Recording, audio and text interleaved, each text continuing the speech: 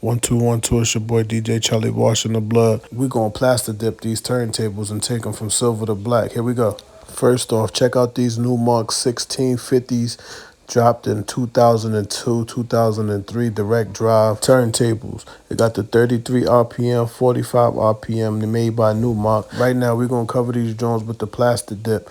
Plastic dip spray can. Y'all know what it is. It ain't Krylon, it's plastic dip. Boom. Y'all see that? Boom. Spray that joint.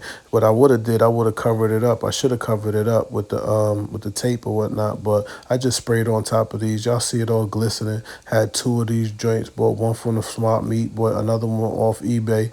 Now look at that. Boom. So the plastic dip gonna paint on top of it, but it's not gonna paint it. It's gonna leave it like a rubber coating. So if y'all want to take it off, y'all could. And now look how they came out. Boom. Y'all see it all smooth. Had the matte black look on it. Matching the Newmark scratch mixer.